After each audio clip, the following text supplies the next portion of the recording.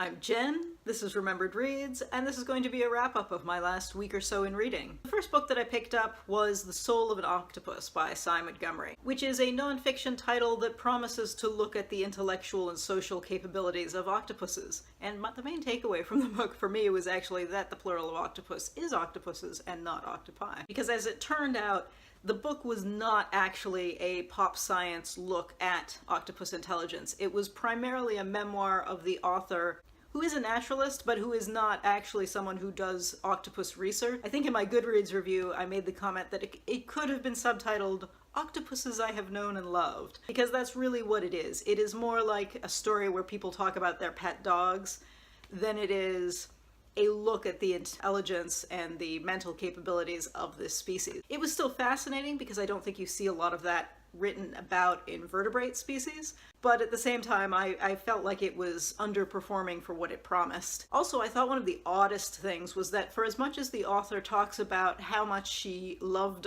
the octopuses as individuals that she met, and as much as she talks about how clever they are, even though she's not backing it up with research, there isn't much discussion about the ethics and the morality of keeping these animals who, as she's saying, have, strong personalities and a strong intellect, in captivity. There's one or two mentions about the size of enclosures, and a lot of that is brushed off as, well, we can't help that because we need to have an octopus in the aquarium.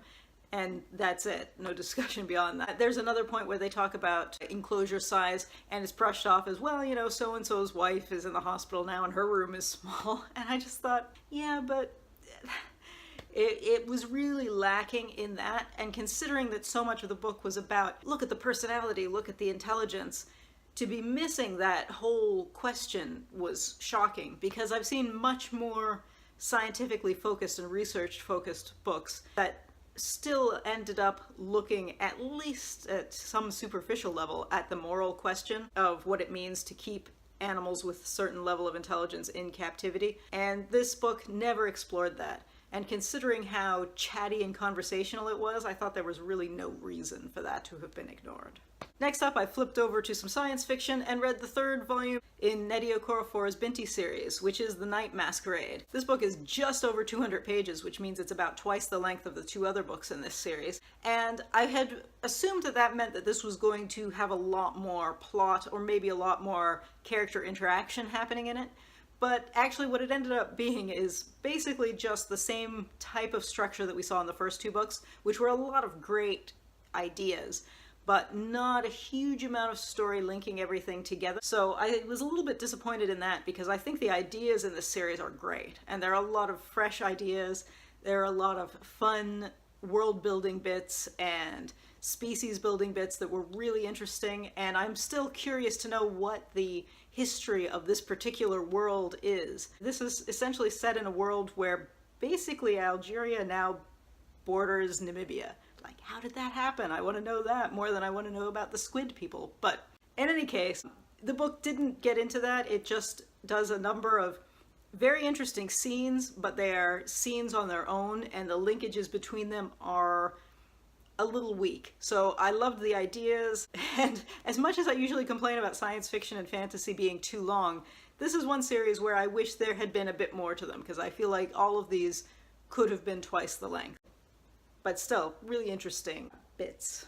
After that, I read a play, and that was Drew Hayden Taylor's Dead White Writer on the Floor. This is a really interesting exploration of cultural stereotypes. What the author does is he takes a group of very stereotypical characters that have been portrayed in American media of Indigenous Americans, puts them in a room with a dead white writer, and they interact with each other. And that's the first act. The second act is the same characters, but with different names and at different stages in their life. They're at an Alcoholics Anonymous meeting, and in that, they're kind of stereotypes of Aboriginal Canadians and how the one group turned into the other group. It's a very interesting digging into what these stereotypes mean and how they link to each other and how history has led one to the other. The story itself didn't fully work for me, in part because two of the stereotype characters, one of whom is Pocahontas, one of whom is Injun Joe from Tom Sawyer, one of whom is Tonto from The Lone Ranger. There were a couple of characters that were from 1970s films that I didn't recognize. One was a movie I'd never heard of before, and one was something I'd heard of but I'd never seen. So I was kind of guessing at those stereotypes. I did go and look it up, but it just meant that I didn't connect to it as immediately as with some of the other ones. There was another bit that made me a little bit uncomfortable, both in the case of Pocahontas, who is the only female character, and in the case of Tonto, who's being presented as gay. There were some issues with both of them that made me question whether the play might have been sort of unpacking the stereotypes of Aboriginal people, but the stereotypes related to sex and sexuality were not being unpacked in the same way, and I think it was made more obvious because the explicit purpose of this is to look at and play with these other stereotypes. So the fact that those two characters kind of played into these other sets of stereotypes stood out more than I think it would have in other ways. In any case, definitely an interesting exercise, and I think definitely worth reading. I think the interactions between the US media characters and then the Canadian modern stereotype characters would have been linked better watching it, because even though there's a listing in the beginning of which characters line up to each other, as I was reading it, it wasn't immediately obvious, except in a couple of cases, who lined up to whom.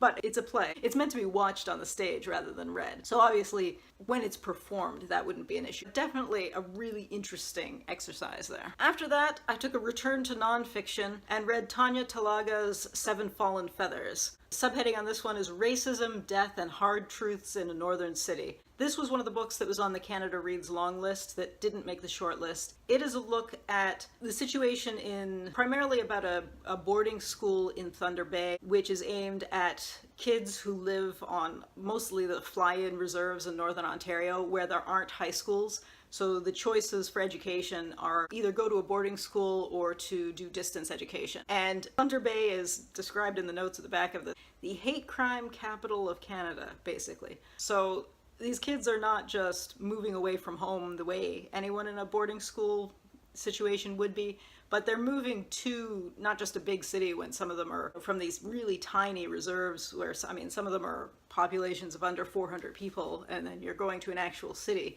So there's a huge culture shift that way. But going to this incredibly hostile culture. So just that on its own is quite a depressing thing to read about, but it's also framed in the history of the old residential schools and how basically all of these kids' parents were survivors of the residential schools. So there's a whole additional cultural pain associated with being sent away to school. And then this in particular looks at the case of 7 students who died while they were away at school. And in the cases of 3 of them, and possibly as many as 5 of them, they were basically victims of hate crimes that were never investigated. And the police just brushed these cases off. 2 of the cases one is an accidental death and one is just a natural death.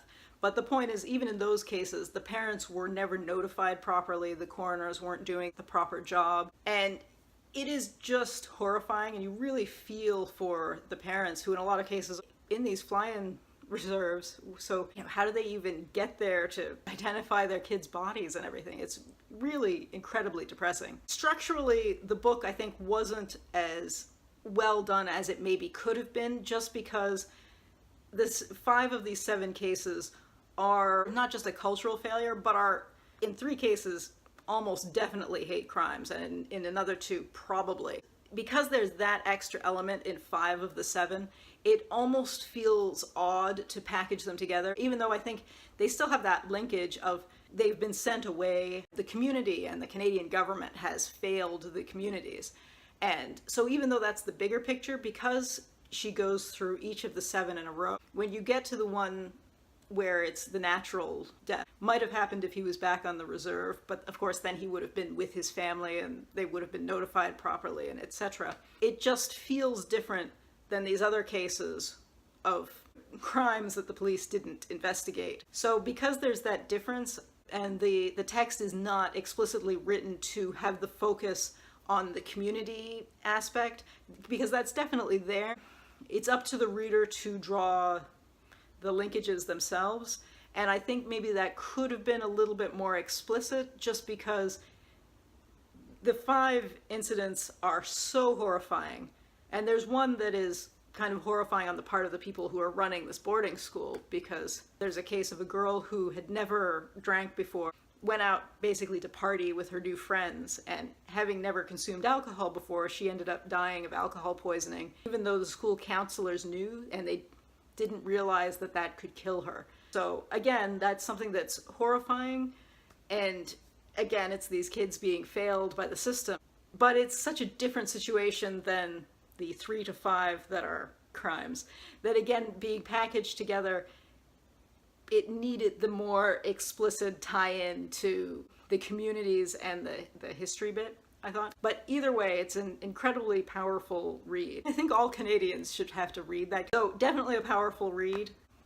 Yeah, I was definitely glad that I read that. It was incredibly depressing, but incredibly worthwhile and important. So since that was incredibly depressing, I thought I would pick up some fluff next. And I picked up a Sarah's Scribbles collection book, Adulthood is a Myth by Sarah Andersen, which is a series of comic strips, basically. The humor was a little light to me. I didn't find it to be particularly hard-hitting. There was a lot of, don't you like being lazy? There's a bunny sidekick, which I liked. So I found it amusing more than funny, but obviously that depends on your sense of humor. So I know a lot of people really love that series. Not necessarily my thing, but I always love a bunny sidekick though. So I don't have a lot to say about that one. So since that didn't quite hit the humor for me, and I'm not finished with this one, I'm about 3/4 of the way through, but I decided I would listen to Issa Rae's memoir, The Misadventures of Awkward Black Girl, which of course is the same name as her web series, which I thought was a lot of fun. I know she has an actual TV series now, which I haven't seen yet, but I'm terrible at keeping up with TV, so one of these days. This book was interesting in that it's not really a pure comedy memoir, which is what I had imagined it would be. It is instead kind of an awkward memoir, where she talks about things like weight and hair and her parents' divorce, and the fact that, for example, when she was in school, she would try to get people to pronounce her surname properly, and her father, who's Senegalese, kind of gave up and just let people pronounce it the wrong way or an anglicized way, which of course leads to awkward conversations between her and her father. And I thought that was especially funny because my sister and I actually pronounce our surname differently because it has a vowel combination that is not natural for English speakers. And you can understand why her father chooses to let people pronounce it the wrong way, but yeah, it's just a funny conversation. So yeah, there's a lot of awkwardness to it, which is kind of funny in a meta way because yeah, it's awkward. So that's one that I think is more amusing than laugh out loud funny, but it's definitely entertaining and an extra eye into where a lot of the humor in her web series, and I guess now her TV series, are coming from. So that's been entertaining. As I said, I haven't quite finished it, so if I change my mind about anything, I'll have to talk about that next time. But so that's been my week, which is kind of an odd range of tone and style differences this week. March Mystery Madness is coming up quickly, so I just have a few more days to read non-mysteries. So we'll see how that goes. I hope you all had a great weekend. That's it for now. Ciao.